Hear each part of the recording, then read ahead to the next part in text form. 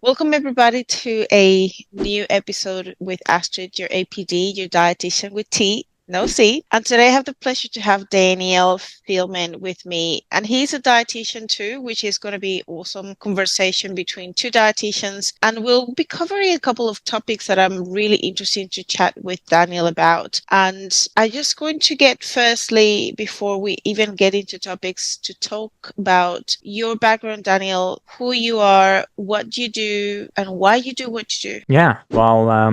Thank you for having me on. Obviously, I'm Dan. As you said, I'm a registered dietitian. I'm here in the United States, across the river from Manhattan, right near New York. I have a master's degree in human nutrition. I'm also a somewhat competitive powerlifter. I compete at like local level meets, but so a lot of what I do is among other things, working with strength athletes and the general population as well. So I actually, like I said, some strength athletes and also some kind of general population folks who use their health insurance here in the US to see me. A lot of those folks, it's more just kind of like general weight loss, metabolic health, reducing cardiovascular disease risk, diabetes risk, things like that. And I have a private practice here. So I see clients one on one, helping them with their nutrition and diet and stuff like that. And when I'm not doing that, and I'm not lifting weights, I'm usually creating content on for social media on my Instagram at powerlifter dietitian, and got a few other work projects I'm working on as well. So one of which is actually helping other RDs here in the US also kind of build a private practice like I have. So I wear several different hats, I guess is what I'm trying to say. I love that. I look at your Instagram handle at powerlifting dietitian, and I'm sort of like wondering what draw your inspiration and love for powerlifting, and what makes you feel a lot more comfortable, maybe when you think about the nutrition component that takes in needs to be taken into consideration to prepare for a meet when we have a athlete that wants to compete in one of these meets. So when we think about powerlifting overall, first of all, what do you like about it? And as a dietitian, what are some of the things that you truly need to pay attention to when preparing an athlete to get to their goal of competing in a meet? Yeah, well, I really like powerlifting because I really like lifting up heavy shit and putting it down. Hopefully, I'm allowed to curse here. Oh, good. You know, okay, cool. Yeah. So, I mean, we could talk about this later if you want, but in college and my late teens, early 20s, I struggled with some disordered eating patterns and body image issues, and for me, among other kind of various factors, switching my goals to kind of goals that weren't as much aesthetic, so performance related goals, and more so kind of trying to lift heavy.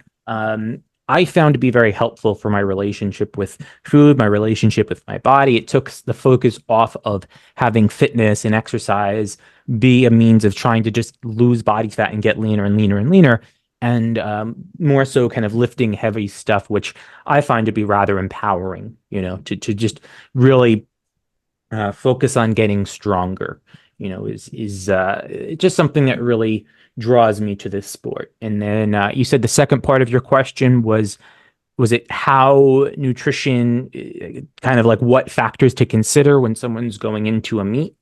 Hmm. Yeah. Yeah, Yeah, so there's I a guess yeah. I guess it's the two components of a powerlifting meet or any sort of a sport that requires you to meet a weight class. So I guess you would consider a client or an athlete that is just getting started with they just decided I want to make a preparation for a particular meet, and I am aiming for this weight class, but I'm way, way above that weight class. So maybe thinking some athletes will need to lose weight to get there, and some other clients or athletes will need to put on weight to meet that weight class. I guess depending on what their goal is and what their records they want to get. But supposedly, or assuming that this person is competing for the first time, they never had any sort of like aspirations to meet a world record or anything like that, but just to get there, what are some of kind of the stages that you take this client into so you get them to compete where they need to compete? Okay, so if someone is competing in a powerlifting meet for the first time, I would strongly advise that person to not try to be a very specific weight class and to just whatever weight they happen to be at that day, just compete at that weight. I would say that really striving for a very specific weight class, I don't think is really appropriate unless you're a pretty high level competitor. You're trying to win a medal, you know, maybe a state level, at least here in the U.S., United States, or maybe like a more of a national, international level competition. For someone that's just starting in powerlifting, I would say whatever weight you happen to be at that day, just compete at that weight. Um, when you're first getting started in powerlifting, you have to just get some meat experience under your belt to kind of get a feel for the flow of the meat and the timing of the different lifts, what to eat and when. There is a lot of moving parts there. So I think adding the added stress of trying to be a particular weight class when it's your first meet, I don't think makes a lot of sense. So if someone is already trying to lose weight separately for health purposes or maybe for aesthetic purposes, and they want to kind of continue to do that, that's totally fine. But I wouldn't specifically try to get into a specific, weight class there. It'll just cause more stress than it's worth. If someone is very significantly overweight, they can continue to eat in a deficit, really, I think throughout that time and throughout that prep, if they're relatively overweight and have a lot of weight to lose. If someone's already relatively lean, I would consider not being in a deficit in the weeks and months leading up to the meet, because ideally, as you get closer to a powerlifting meet, you're going to be lifting heavier and heavier weights to get your body accustomed to lifting heavier loads, because powerlifting meet, obviously you're doing essentially 9 1 rep maxes, right? Or semi 1 rep maxes. You're lifting maximal loads. So the weeks leading up to that, you're going to be lifting heavier weights with fewer reps, which is going to be pretty taxing on your body. So if it's possible to not be in a deficit for the few weeks leading up to that, that's ideal. But again, if someone's very, very overweight, they have a lot of fat to lose, they have a lot of stored energy.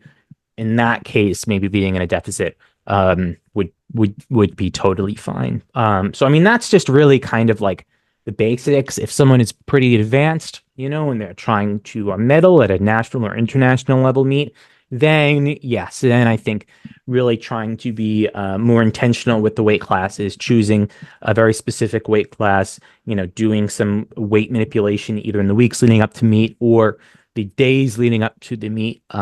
Folks may do either water manipulation or gut content manipulation, so eating lower volume foods to reduce their weight on the scale. Those can be kind of components there. So hopefully that answers your question. Yeah, I'm interested to hear a little bit more about these kind of like weight manipulations that powerlifters use in that would we say a peak week specifically for Sure. that meet, or is that something that goes like when we think about a peak week for from like bodybuilding versus a peak week for powerlifting, what would Yeah. the difference be? So I don't work with physique competitors. I don't work with bodybuilding competitors, so I can't really speak to that. But when it comes to powerlifters specifically, there's generally going to be, you might call it a taper, you might call it you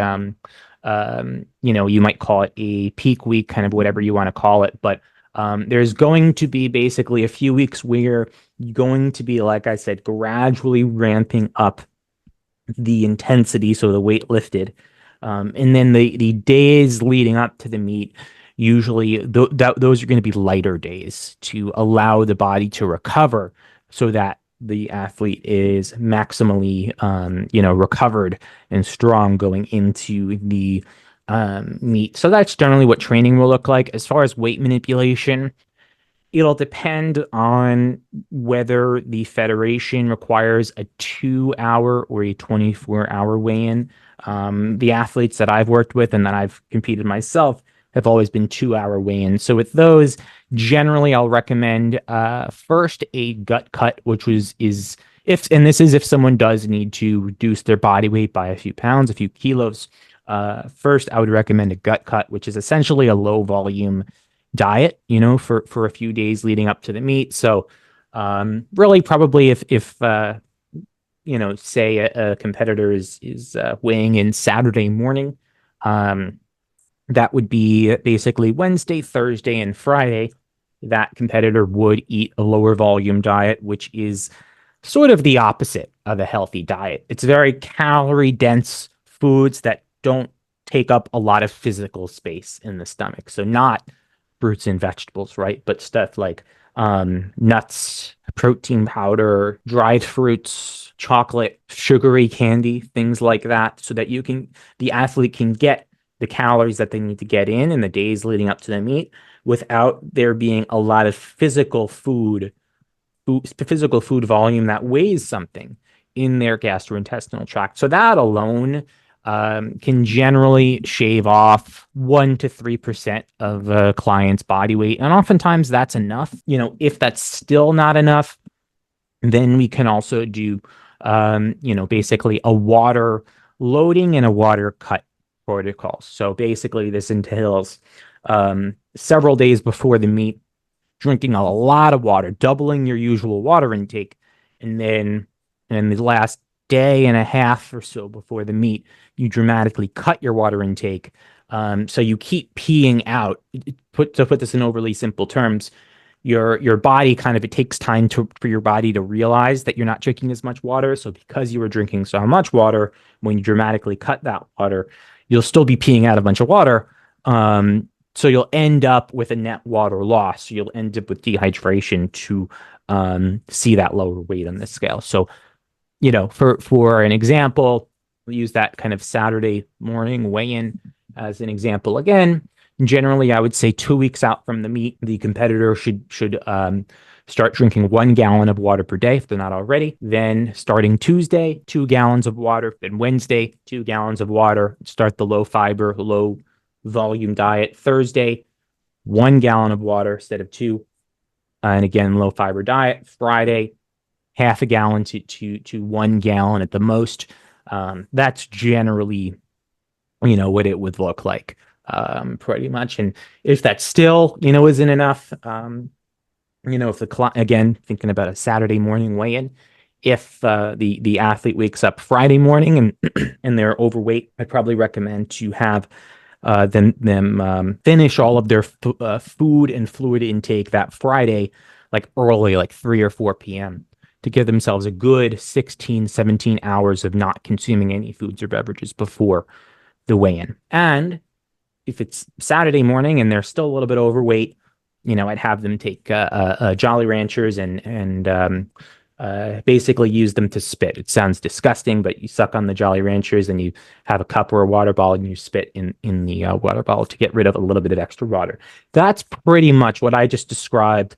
Again, starting off with the gut cut, that's the least likely to negatively impact performance. It's not really going to impact performance as well. I would do that first.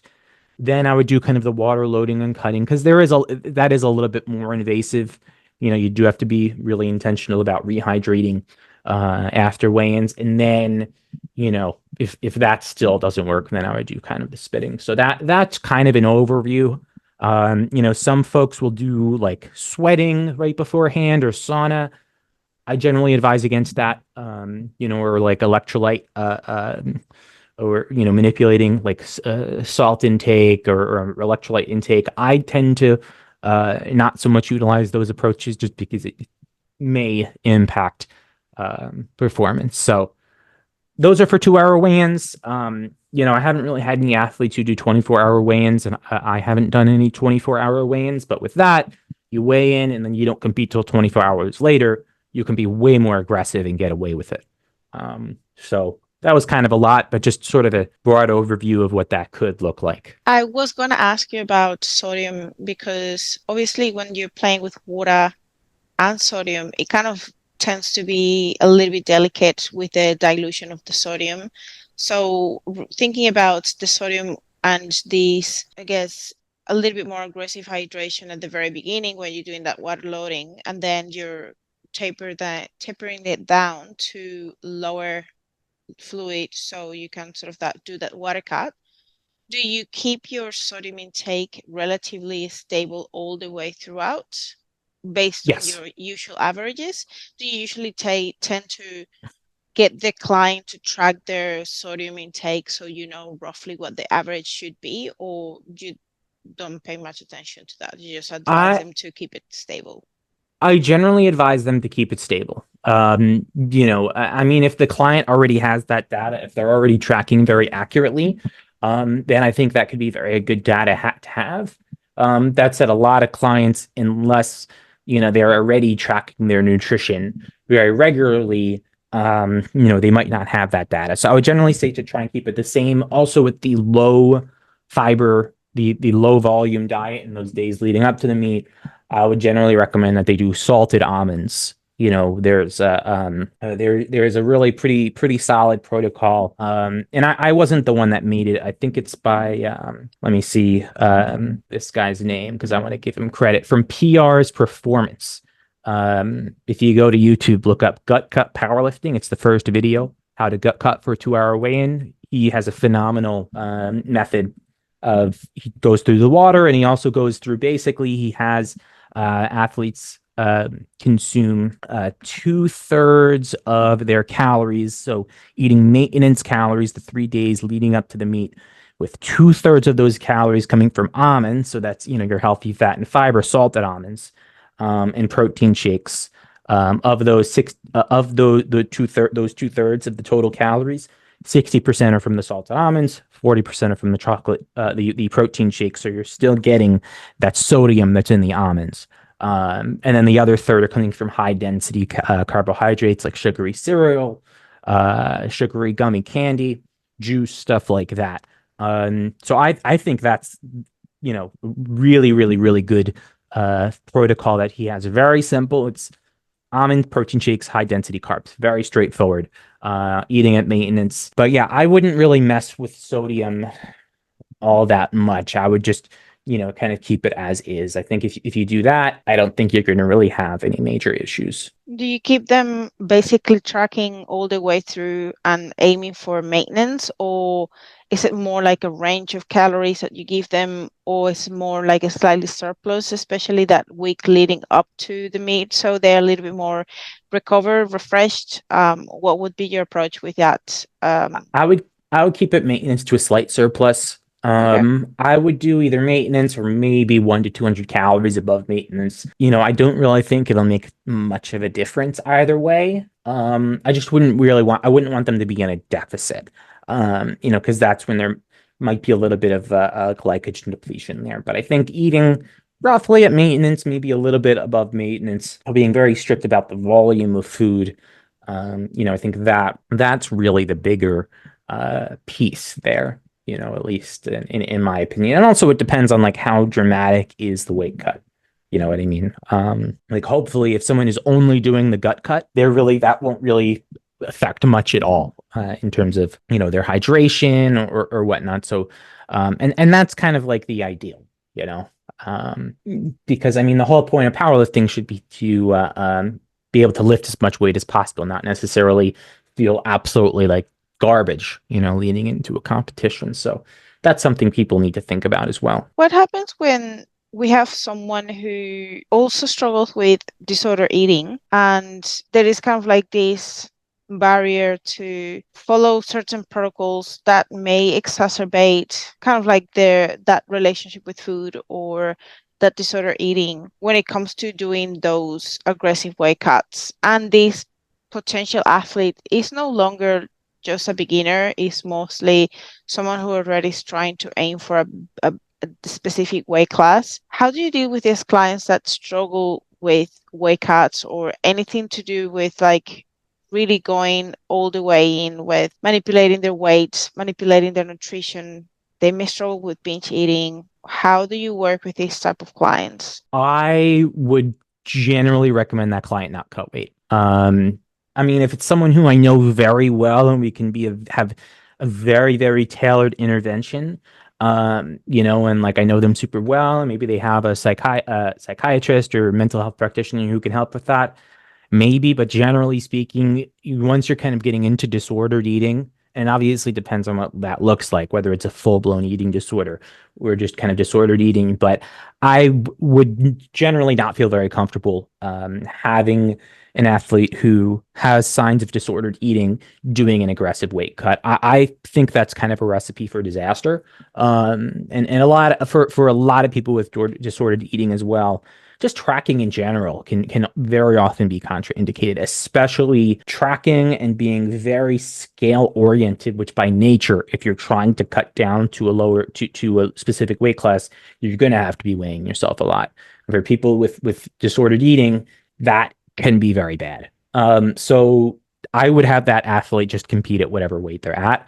I'd rather that and then maybe they don't get to break whatever record they want to break, but better than than mess with someone's head or risk the development of worsened disordered eating or eating disorders. I mean, that's how I would handle that. Yeah. You mentioned that you had a in your past on kind of what led you to do powerlifting was that sort of like hard relationship with food and some challenges with your body image. Can you talk Mhm. a little bit more about what do you think is currently kind of the trends when we look at the body image issues and the sort of eating patterns amongst males? Because we Yeah. do know a lot about how this is very prevalent amongst women, but there's a lot of that information that gets missed when we don't mention so much the males. And like I think there's way more issues than we actually speak about and more struggles than we like people are aware of that I think is worth mentioning and discussing. Yeah. So while, from my understanding, Um, at least eating disorders are more prevalent among women than men. That's my understanding. And but it is still pretty prevalent among men. And I suspect, I'm not sure if this has been verified, but it's at least my suspicion that there's probably more underreporting when it comes to men. There is definitely a stigma in men to not kind of talk about this stuff, quite as much, especially when it comes to body image issues. I think some of that can come from like toxic masculinity or just the thought of eating disorders or disordered eating be more of kind of like a female problem. I remember back when I was in eighth grade, so I was about 14 years old, and I had been struggling with some disordered eating patterns at this time. I remember my health teacher in middle school was talking about eating disorders, and she said something along the lines of, men don't get eating disorders. The only exceptions are wrestlers. The men who are wrestlers, because they have to cut for weight classes, they might have eating disorders, but otherwise men don't have eating disorders. Now, that was back in 2008, 2009. Hopefully, educators are kind of a little bit better about that now. I think they are. I do think that more people are talking about body image, disordered eating disorders in men than they were maybe 15 years ago. But it is something that I do think is still not talked about as much because, again, while it is more prevalent among women, it is something that affects men too. And especially with social media, seeing the male kind of body that is oftentimes shown being very jacked, very ripped, very low body fat. A lot of influencers, uh, not disclosing drug use. I mean, like a very extreme example would be like Liver King, um, and there's probably more kind of subtle examples of that of people who, guys who either don't disclose that they take drugs or that they take steroids or what have you, or they don't kind of mention it, but they have pictures of themselves on Instagram, on TikTok, with very chiseled abs or very very big muscles, and especially for impressionable young men, they might not realize that what they're looking at, it could be the product of drugs. It could be the product of Photoshop or really, really good genetics or natural lighting so that, can play a role in the development of disordered eating or eating disorders in men. So it is prevalent, and I don't think it's talked as much about as it is for women. What would be your approach with someone that comes to you and has mentioned some of these struggles around body image and some disordered eating patterns? Let's say they do struggle with binge eating. What would you do something specifically with this client who is a male and he's really struggling with his relationship with his body and his food? Yeah, there's really a lot that goes into that. And I don't think there's any one size fits all approach. I do think it varies tremendously depending on the individual. I would coordinate with their healthcare team, especially if this is, there's kind of a fine line between disordered eating and eating disorder. So certainly if it's more the latter, ensuring that they're also seeing like a therapist or, doctor who can provide, appropriate care to them as well. Because with certainly eating disorders and disordered eating to a lesser extent, there's such a psychological component as well. So Yeah. that would be one of the biggest things. Um, Besides that, if the person is actively trying to lose weight, I would probably talk to the client about potentially taking more of kind of a weight neutral approach to their health goals. So more so focusing on lifestyle behaviors and habits that can facilitate better health, not necessarily trying to lose weight on the scale. I would probably advise against self-weighing, and I'd advise against diet tracking. Generally speaking, again, I can't, because how I would kind of provide care in this kind of instance would be so dependent on the individual. I can kind of only speak in generalities, but generally speaking, I wouldn't do the tracking. I wouldn't have them track their weight. I wouldn't have them intentionally trying to lose weight. I would probably have that person eat balanced, meals and snacks kind of consistently every 2 to 4 hours throughout the day. Just kind of a focus on general healthy eating principles, plenty of fruits and vegetables, proteins, healthy carbs, healthy fats, stuff like that. Kind of really sort of sticking to the fundamentals of healthy eating, helping them develop a healthy eating routine while they hopefully see a licensed and competent medical practitioner, mental health practitioner who can help them through some of the kind of mental barriers there. So, like I said, it depends, but that's probably what I would do. And I would also try and kind of get them to focus less on aesthetic goals as much as possible. Because I think the focus on an aesthetic goal or how their body should look, trying to change what their body looks like, that can really cause issues if someone already is struggling with with disordered eating or an eating disorder. And I'll also say that I don't, at least when it comes to full-blown eating disorders, that's not something I really specialize in. So oftentimes in those instances, again, it depends on the individual. I might end up referring them out to a dietitian who has an eating disorder specialization. Because really with these folks, it's such a fragile, such a fragile state someone can be in. It's very important that they get good care. What if this client is truly coming to you because they really want to change the body composition? They don't feel good in the skin, and they believe they could potentially get to a much better place with your help. And maybe it's not like a full-blown eating disorder, but they do struggle with body image. And Mhm. let's say you already have a connection and you have connected them with a therapist and they are kind of like work in progress. But what would be your main sort of recommendations for this client to still kind of help them if you think it is appropriate to get them feeling better?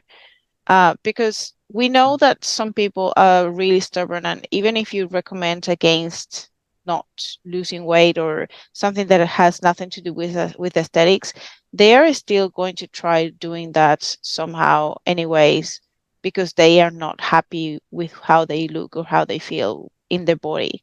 So how Yeah. you can potentially be the person who can take care of them, get them to a place that is safer for them, alongside with like strategies that can help them be safer while they're trying to achieve their goal. Okay. So if we assume that the person does not have a clinical eating disorder, maybe they just struggle with their body image. Maybe they just don't like what they see in the mirror. They can't really accept themselves as they are. Um, for that person, I think there would need to be a pretty in-depth conversation to see kind of when it comes to kind of body image, like where are they at? And I would need to really make sort of an informed decision with the client about truly whether aiming for specifically fat loss, would be in their best interest, or in my professional opinion, would be of benefit from them. If it's, say, for example, like someone who just kind of they struggle with body image, but it's not really kind of severe, and I do decide upon, speaking to them that, yes, I think I can help them lose weight and achieve body recomposition. I would still focus on habit changes. So I would focus on the behaviors far more than the outcomes.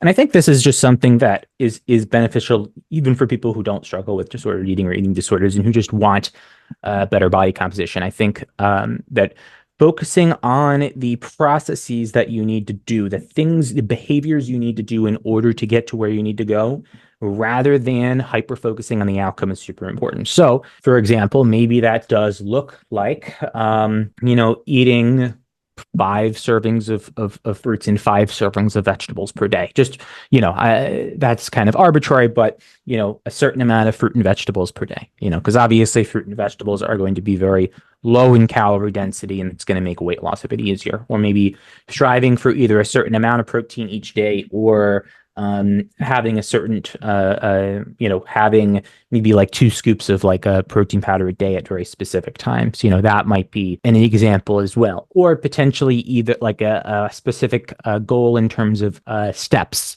be it a specific step count, or be it, a certain number of walks per day or per week, doing a certain amount of kind of workouts per week, things like that, I think would be beneficial. Again, whether we would track calories or not would be very much dependent on the individual, and whether, I think it would be of harm to them. Again, if it's someone who's just kind of struggling with body image, but not so much the disordered eating or eating disorder part, they may be able to track their nutrition, and be fine.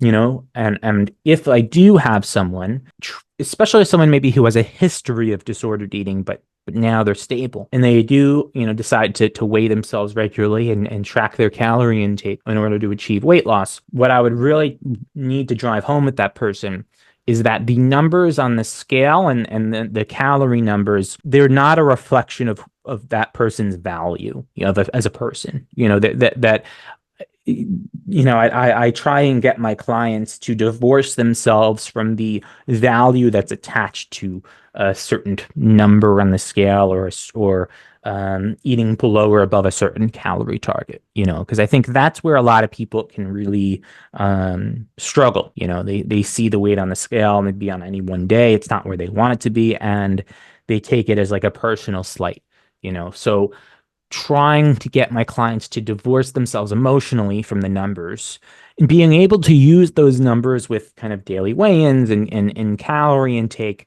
to, over a longer period of time, to use them as a tool to assess kind of, where to adjust, but at the same time being able to look at those numbers objectively without having a huge emotional reaction, and just in general being somewhat kind of um, reducing attachment to the outcome as well, like I said before, and really kind of focusing on that process. So again, I know that's kind of a lot, and again, it's these are kind of things that it's very hard to kind of speak in generalities, because everyone's really different, and something that, and I'm sure as a fellow practitioner, this is something I'm sure you'll agree with, is that, as practitioners, as dietitians, it's our job to, when we assess a client, to kind of get a feel for kind of where they're at in the process and what kind of tools that are in our tool belt is most appropriate for that person, right? If someone comes to you and they are a physique competitor, how you work with them will be very different than someone who's struggling with an eating disorder, right? So, or someone who weighs 400 pounds, it's going to be so different.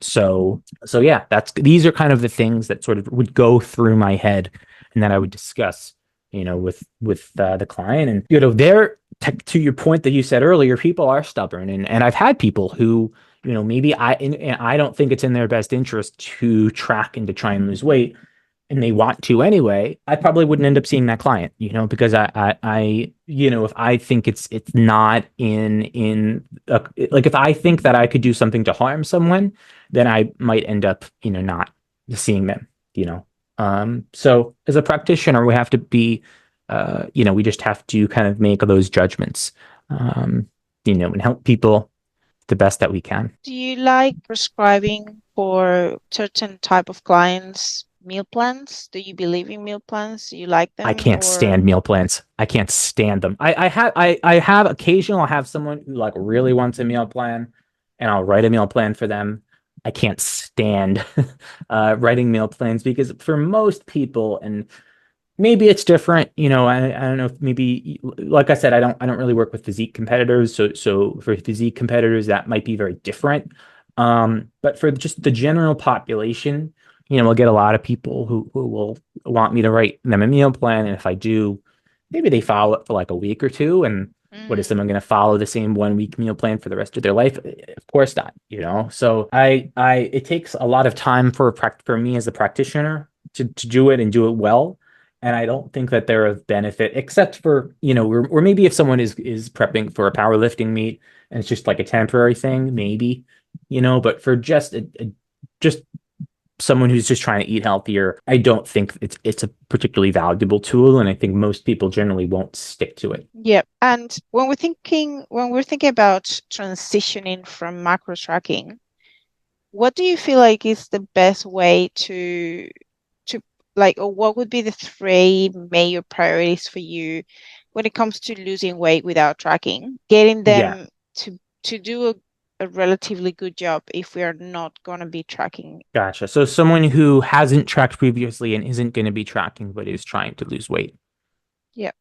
They've been Yeah, tracking, but I think they need to step out of being consistently tracking because they feel burnout. They just don't want to keep tracking because it's probably getting them very obsessive or just a bit upset about all the things that come into tracking, weighing, logging, looking in the database. It's just like for some people, it's just an extra task that is time consuming and mentally consuming. How do we get these people to still achieve their goal without necessarily having to track?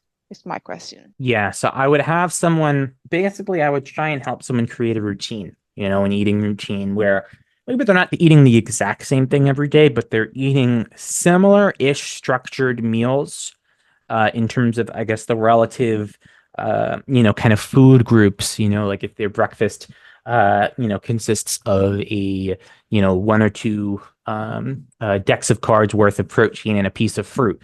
Maybe that varies a little bit each day, but it's sort of a similar structure, and the same thing, with their other meals, creating a somewhat consistent routine of eating at somewhat similar times each day.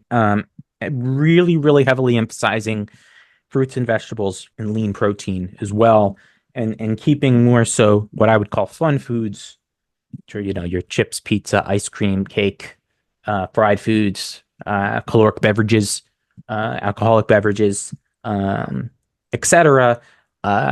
Less often, smaller quantities. I would do that, and I would try and have them have like I said, a consistent eating routine. If there's certain kind of trouble areas, be it for a lot of people, it's at night, especially like eating out of stress or boredom at night. Maybe addressing that with kind of behavioral goals, like finding something else to do, in the evening besides eating out of boredom or stress. Also eating a bit more slower. If someone struggles with eating, very quickly, a lot of people tend to overeat when they eat really quickly. So those are, I mean, are some of the big things that I'd focus on, and potentially, if they're relatively sedentary, increasing their activity. So those are just kind of the things that I would focus on from a behavioral standpoint if someone isn't going to track to help them lose weight. Sounds awesome. What about exercise? Would you keep them or tracking some of that in terms of like tracking the data around daily steps, exercise or resistance training sessions, cardio, or you would take completely the tracking of any sort of data at all, maybe using a spreadsheet or an app or something to give you more relevant and accurate data for you to make the right calls?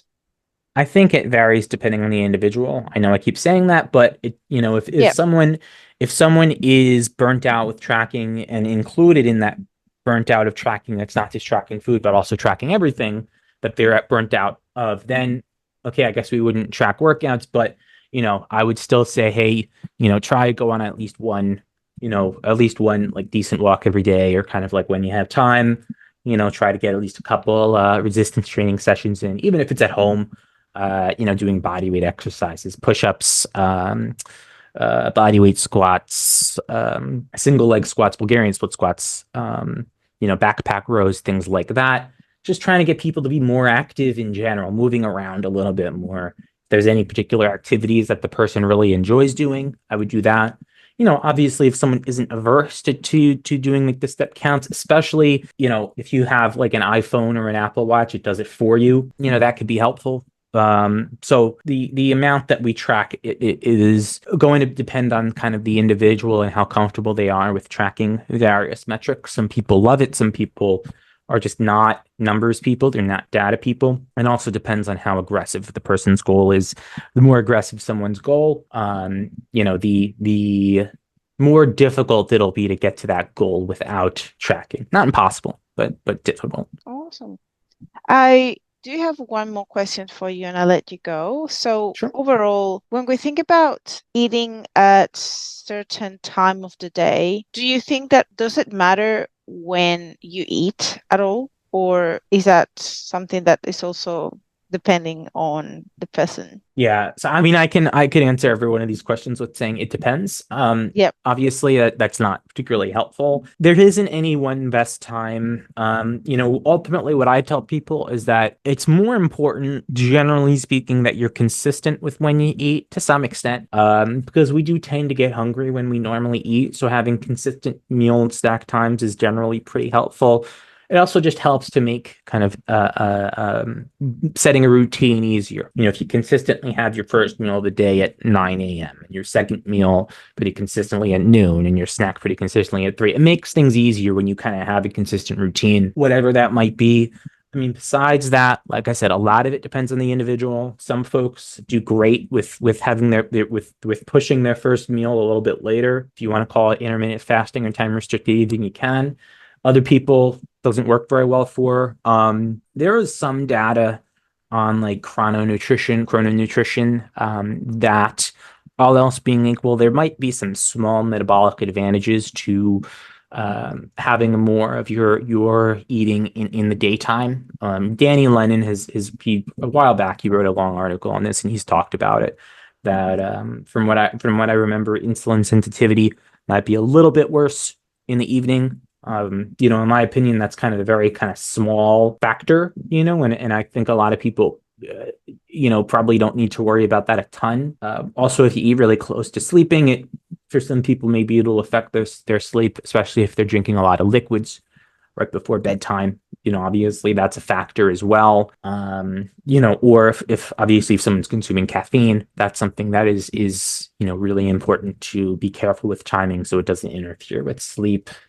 Most people, should for most the sweet spot for most people is generally 2 to 5 or so eating occasions per day. Some people do one meal a day, probably not optimal for the majority of people. Usually 2 to 5 eating occasions, meals, snacks, just from kind of like a lifestyle perspective is generally what's best, because much more than that, then you're like eating constantly.